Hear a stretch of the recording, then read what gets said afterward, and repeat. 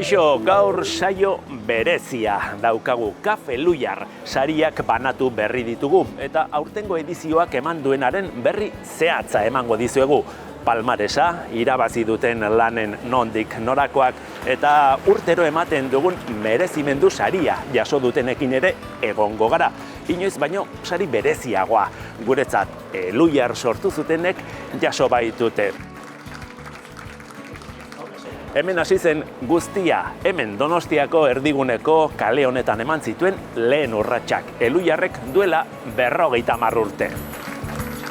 Guretzat izugarri atsegine da. Orduan egin gendun lan txori, nola jundan, hazitzen, ugaltzen eta zabaltzen Euskal Herri osoan.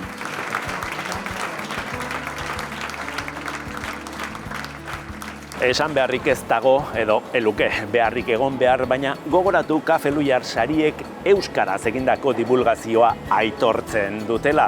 Hortaz, gaurko saioan meta divulgazioa egingo dugula esan daiteke. Divulgatzaileak beste divulgatzaile batzuek egindako divulgazioa divulgatzen. Ongi etorri Teknopolisera.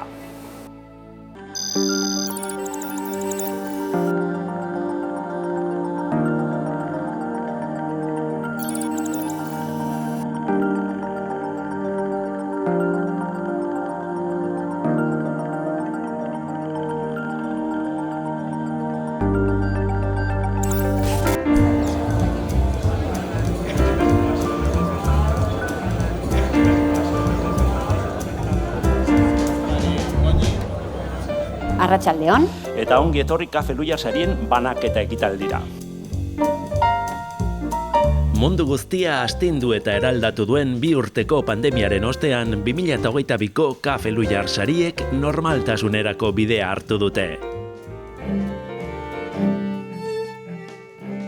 Zientzia eta irudimena etorkizuneko giltza lelopean ekitaldian 2021ko euskarazko zientzia lanik onenak saritu zituzten. Kafe Luiar sarien helburua zientziaren eta teknologiaren arloko gaien eta ikerketen euskarazko divulgazioa, kazetaritza eta gizarteratzea bultzatzea, saritzea eta aitortzea da. Ikusten dena da, Luiarrek azkenean bere bidea indula eta badagoela masa kritiko bat. Garai baten baziren artikulu gutxi batzuk oso onak eta beste batzuk oso txarrak, eta gaur egun bataz besteko maila oso txukuna da. Gero, estiloak badaude, eta baina ikusten da, hori, masa bat badagoela eta Euskal Herria euskalduntzen ari dela eta hori sumatzen da. 2022ko sari banaketa hau gainera, berezia da antolatzaileentzat. Luiarrek 50 urte bete ditu aurten, ospakizun urtea eta orain dela 50 urte zientzia eta euskara uztartzeko ausardia eta ikuspegia izan zuten haiek ere gogora ekartzeko eta batez ere 50 urte aurrerago ere euskara, zientzia eta bertzelako disiplinak ere non ikusi nahi ditugun gogoeta egiteko urte emankorra izanen da Luiarrentzat 2022 hau. Sari banaketara euskal gizartearen ordezkaritza zabala gerturatu zen. Lehen saridunen artean, ia desagerturik dagoen animalia bati buruzko tesia egin duen zientzialari bat ere izan zen. Amaiur Esnaolak irabazi zuen doktore tesian oinarritutako divulgazio artikulu onenaren saria.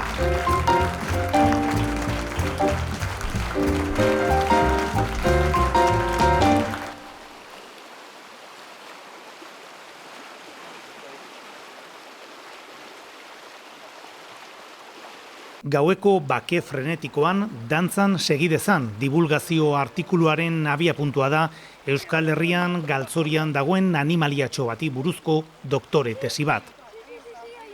Pirinioetako mutur luze edo ur satorra izan da Amaiur Esnaolaren ikerketa gaia. Eta babestua ahal izateko hari buruzko ezagutza sortzea tesiaren helburua. Izan ere, ur satorraren izaera gautarrak eta ieskorrak ez du errazten haren ikerketa. Muturluze animalia oso txikitxoa da, gautarra, erreketan bizi da, satorran familikoa, ez da oso animalia ponpoxoa esango dugu, hartza izan daiteken bezala edo beste animali batzuk izan daitezken bezala. Orduan, pixkat alboratuta eduki degula esan genezake. Bere habitatean ikustea zaila denez, harrapatu egin behar izaten da ikertu ahal izateko. Hau da, ibaietan trampak jarri behar dira. Kaxa berezi bat erabiltzen da, badu inbutu moduko sarrera bat, gerora harrapakina irtetea zailtzen duena, eta telazko mauka luze bat. Telazko manga horrek bermatzen diguna da animalia hotzez ez hiltzea. Hau da, bai uretan bizi da, eta baina gelditzen den momentuan lehorra mantendu behar da, bestela hoztu eta hil egiten dira. Orduan manga horrek bermatzen du animalia trampan erori da dagoen bitartean lehortzeko aukera edukiko dula.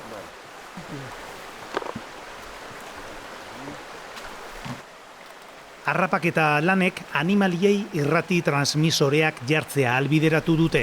Eta horri esker jakin dute ikertzaileek muturluzeek habitata nola erabiltzen duten.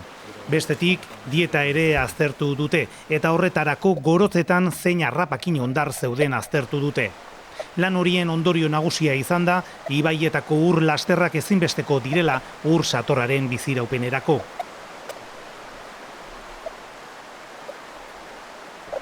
Irrati telemetria lanak habitataren erabilera aztertzeko egin genuenak erakutsi zigun urlasterretan pasatzen dula denbora gehien.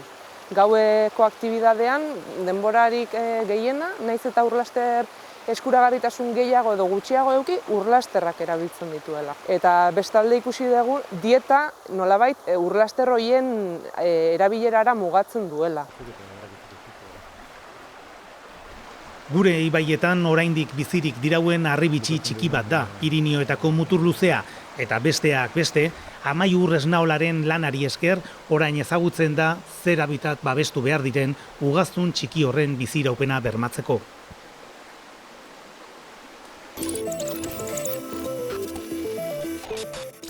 Tira, beste komunikabide batzuek ere egiten dute kultura zientifikoa edatzeko ahalegina. Eta haien bidez gizarteratutako lanek ere merezi dute aitortza. Hala, zientzia kazetaritza lanen artean, iazko ekainean Geuria maldizkarian argitaratu zen erreportaje bat aukeratu du epaimaiak. Epaimaiaren esanean lana aberatsa eta kalitate onekoa da, irudiz eta lekukotasunez ondo hornitua dago, eta kontatzen dena tokikoa bada ere, beste leku batzuetarako eredu izan daitekez. Izenburua, Etxerreko putzua eta Ego Uribeko uren altxorrak ezakit ongi esan dudan, eta egileak kasu honetan egileak Jon Bilapun Arbide, Jon Goikouria Larrabeiti eta Maider Ibañez Espinosa. Bueno, eskerrik asko Kafe Luiar sariei, eskerrik asko Luiarri eta zorionak, 50 urte betetzeagatik. Benetan sinisten dut, zerbaitek salbatuko baldin bagaitu beste gauza askoren artean kazetaritza dela. Kazetaritza egitean hobeto bizi gara, denok hobeto biziko gara, eta uste dut zientziarekin batera eskua manda historian bide handia egin du, bide luzea egin du, eta egiten jarraituko duela. Ez dakit nola edo non egongo garen, baina uste dut kazetaritzak bidea egiten jarraitu behar duela. Hau esan du epaimaiak hautatutako lanari buruz. Ez da ohiko gaia eta alde horretatik nabarmentzekoa da egileak auzia plazaratu nahi izatea. Gainera, artikuluaren narratiba oso originala da. Irakurlearen arreta deitzen duena hizkuntza eta estilo egokian dago idatzia. Irudiak propio sortuak dira eta horrek ere balioa gehitzen dio lanari. Artikuluaren izenburua emakumeen libidoaren heriotza, epaiketa garaia eta egilea Ane Portillo Blanco. Beretzat dira 2.000 euroko saria Imanol Andonegi Mendizabalen eskultura eta urtebeteko harpidetza Eluiar aldizkarira.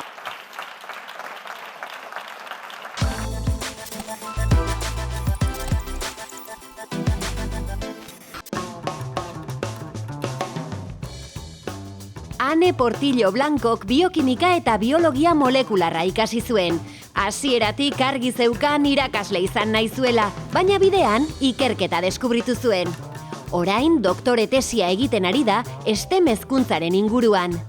Kafe Luiar saria eskuratu du dagoeneko, atariko proba ere gaindituko aldu.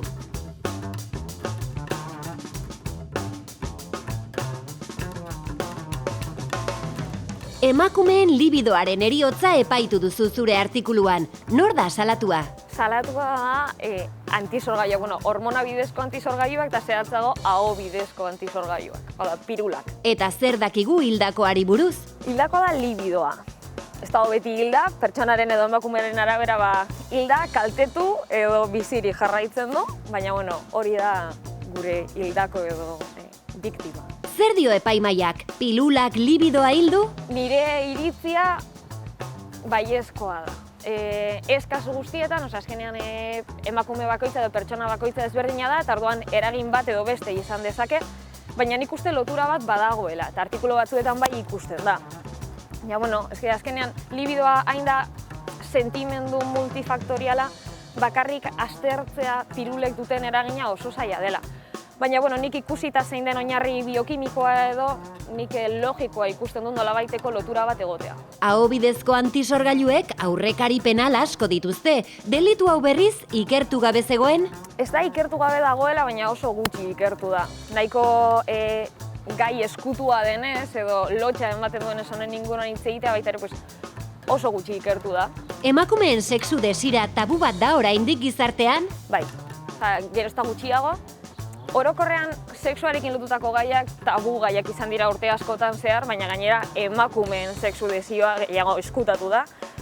Azkenen urteetan bai, borrokatzen ari dela hori azaleratzeko eta normalizatzeko, baina zaila da, eta lotxa handia ematen du horren inguruan hitz egitea, are gehiago arazoak dituzunean eta medikuarenera joatea eta esatea sexu desio arazoak dituzula. Froga berriak lortzen direnean epaiketa errepikatu beharko da? Nik uste baiet. Ikerketa gehiago daudenean, emaitza gehiago ditugunean, nik uste mahai gainean jarri behar den gai bat delako, azkenean haurdunaldi arrisku gabeko sexu harremanak izateko hartzen dugun horrek, sexu harremanak izateko gogoa hiltzen badu, ze zentzu dauka horrek, ez dauka inolako zentzurik, eta igual birmoldatu behar da edo konponbide bat bilatu. Zer egiten du biokimikari batek ingeniaritza fakultatearen atarian? Ingeniaritza ez. Hezkuntza ikerketa, zientzien hezkuntza ikerketa. Hemen daude nire tesiko bi zuzendariak, eta orduan ni hemen dago, baina nik ingenieritzarekin ez daukat inolako loturarik, ez dakite zer gaiaren inguruan. Hemen dago bakarrik bulegoa hemen dagoelako. Eta zeri buruzkoa da zure doktore tesia? STEM hezkuntzari buruz da. STEM proiektuak sortuz bigarren hezkuntzarako, irakasleei bizitza errazteko, ikasleei proiektu berriak eramateko, eta zientzia hezkuntza hobetzen saiatzeko edo. Divulgazioan ere aritzen zara, ezta? Bai, Instagrameko eta Twitterreko kontuak ditugu, divulgazio egiten dugu bai euskeraz baita gaztelaniaz era. Saiatzen gara humorearekin lotzen edo modu arin batean gauzak azaltzen, eta gero erderaz badaukagu podcast bat. Egia ala gezurra, faktore biokimikoek soilik eragiten diote libidoari. Ez, gezurra. Testosterona gizonezkoek bakarrik sortzen dute. Gezurra. Pilularen erabilera horriarekin soineko bat egin dezakezu. Egia. Eta gure ohiko galderari utzik ez egiteko nola esaten da tungsteno ala wolfram? Ez dakit. Wolfram, noski. Bale. Alere zorionak atariko proba gainditu duzu. Eskerrik asko.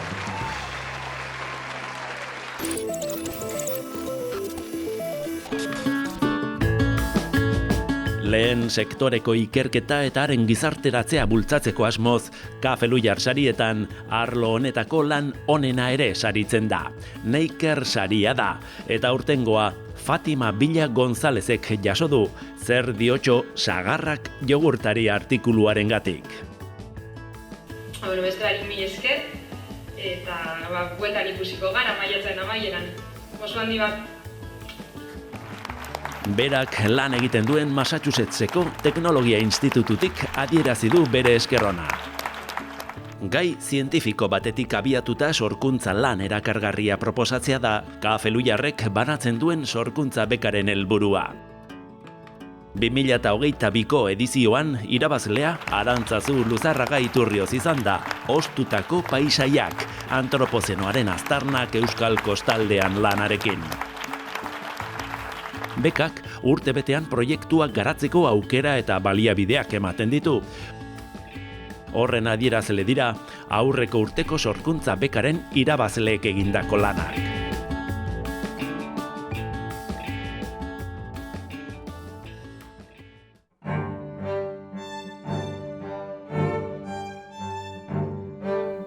Itxaso Navarrok informatikako kode bitarra musika bihurtzeko sistema asmatu du. Hori izan da Kafe Luiar sorkuntza beka irabazi ondoren izan duen egitekoa. Gaur egungo gizarteak etorkizunerako utziko dituen aztarnei buruz hausnartu ondoren eta sortzen den informazioaren 90% spama dela egiaztatuta, ondorioztatu zuen etorkizuneko gure aztarnak spama izango direla ziurrenik.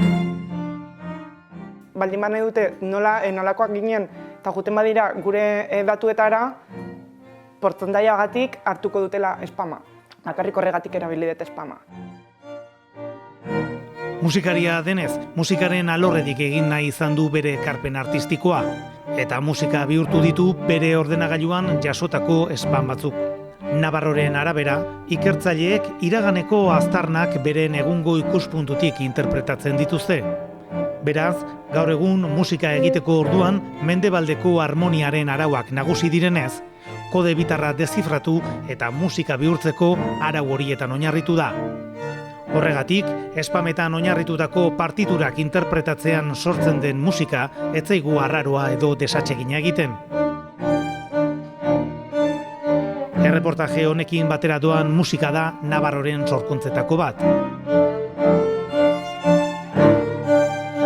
Uste nun zer superarraro izango zela entzuteko. Baina konturatu nintzen erabiltzen ari naizen soinuak direla ezagutzen ditugun notak, do, re, mi, fa, sol, la, si. Orduan gu oso ohituta gaude soinu horietara, nota horietara, gure belarria ohituta dago, soinu horiekin ez egera, musika guztia soinu nota horiekin konposatuta dago, beraz ez da hain arraroa. Guztira 11 partitura sortu ditu beste hainbeste iruditatik abiatuta. Guztiak ausaz aukeratu zituen bere ordenagailuan sartutako spam guztien artetik. Hainbat musikari eta musika talderen lankidetzari esker, kiwi frigituak gaztetzeko metodo bat edo hatz txikiaren tamaina izeneko piezak grabatu ditu, eta gaur egungo naiz etorkizuneko musikazaleek interneten entzun ahal izango dituzte.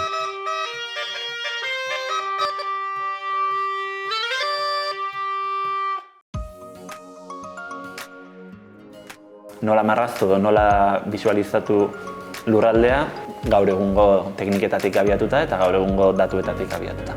Egin beharreko ariketa zen, ze gai erakutsi nahi genituen, ze gairi buruz hitz egin nahi genuen. Adibidez, nola azaltzen duen orografiak lurraldea eta ze forma hartzen duten hiriek, ezta?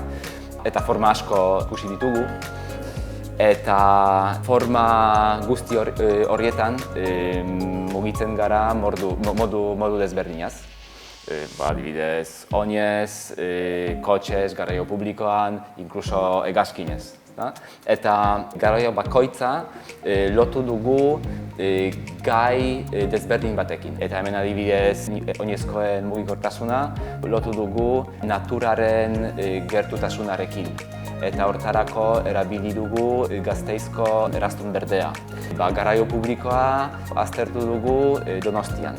Ordan ikusi daiteke nola segunda ze puntutatik astentzeran kontatzen leku batzuk oso ondo lotuta daude garraio publikoz, eta beraz isokrona edo mapa hori 30 minututan iritsi zaitezkeen azalera hori oso handia den eta beste batzuetan oso txikia. Horrek ere pentsarazi egin beharko liguke ze zerbitzu ezberdinak dituzten auzo batzuek, ez? Auzo batzuetatik oso garraio publiko zerbitzu ona eduki dezakezu, beste batzuetatik txara. Eta helburua zen errealitate horiek mapa batean islatzea. Kotxea, adibidez, lotu dugu kotxetik ikusten den paisaiarekin.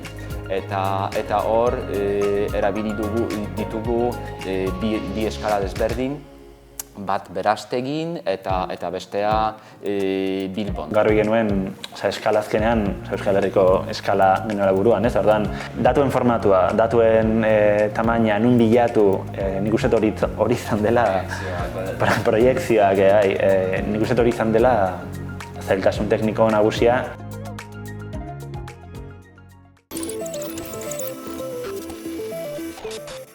Kafe Luiar merezimendu sariarekin amaituko dugu sari banaketa.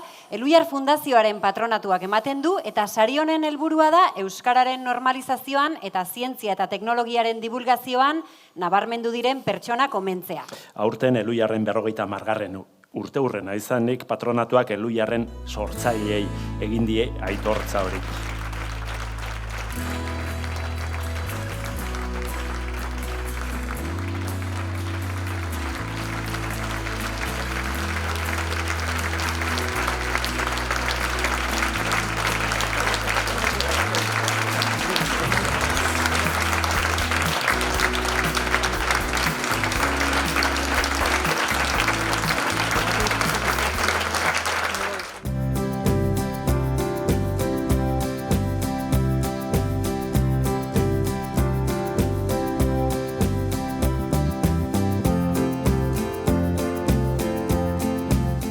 Garai hartan, euskeraz, terminologi oso gutxi zegoen, eta gu nola ingeniero ikasten eginen, eta gai asko ikuitze egin ginen, baina euskeraz ez zegoen erraztasunik bat erabiltzeko. Orduan hasi ginen, pixkoa fitxa egiten, gero gure eztabaida txiki egiten duen larunbat arratsaldetan, eta pixkana hasi ginen artikulu egiten.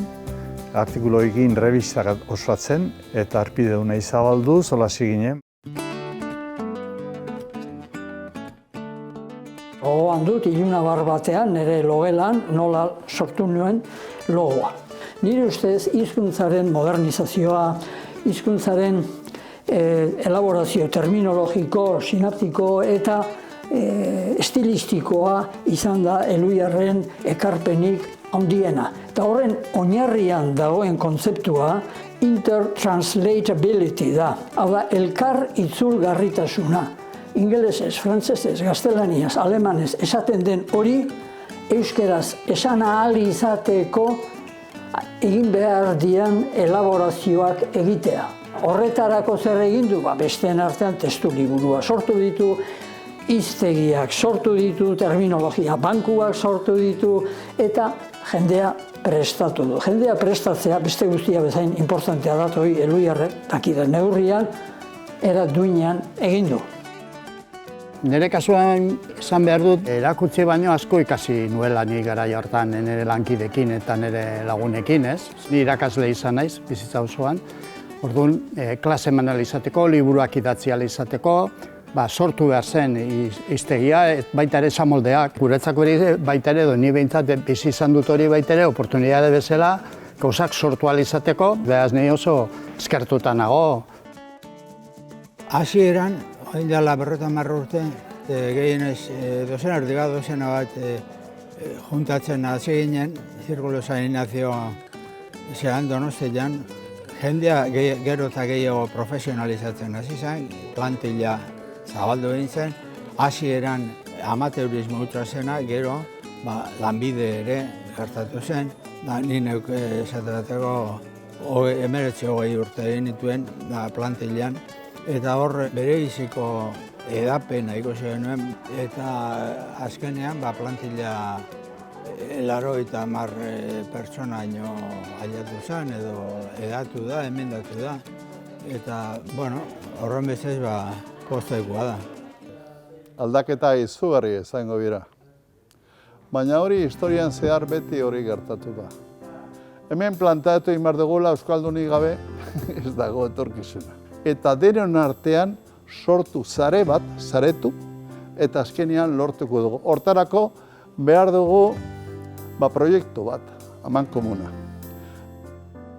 Zientzia eta euskara uztartzea garai batean garrantzitsua baldin bazan, orain ere garrantzi berekoa da. Txakurra mingainatea eta bezala korrika, ezin iritsirik.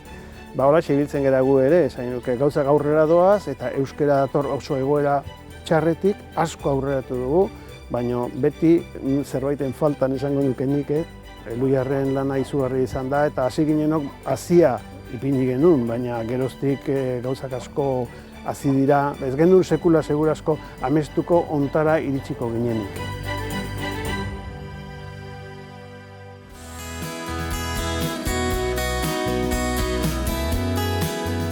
Imanol Andonegik K.F. Elhuyar sarietarako sortutako eskulturak esku artean familia argazkiarekin amaitu zen ekitaldia.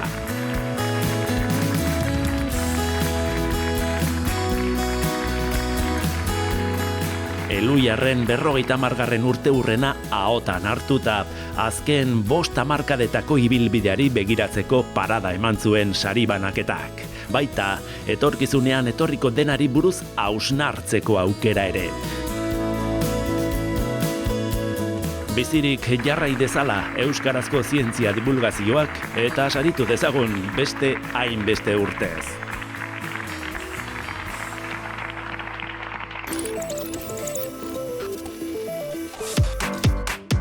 Datorren astean energiaz beteta itzuliko gara, zentzu zabalean. Beste mundu bat posible dela erakutsiko dizuegu, energiaz ari garela ere bai.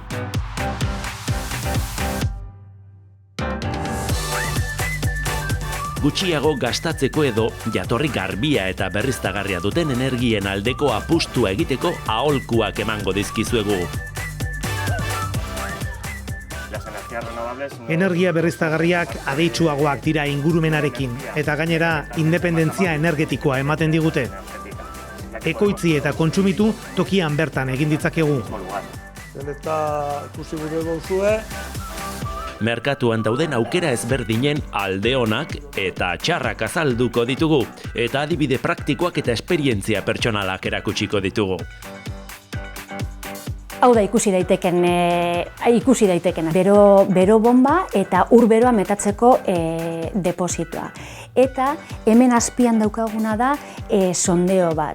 Horrek zaren nahi du, 150 metrotara bajatzen den bi hodi ditugula. Hodi batetik ura joaten da sistematik eta bestetik makinera etortzen da. Beitu etorri erakutsiko dizuet non dagoen tresna.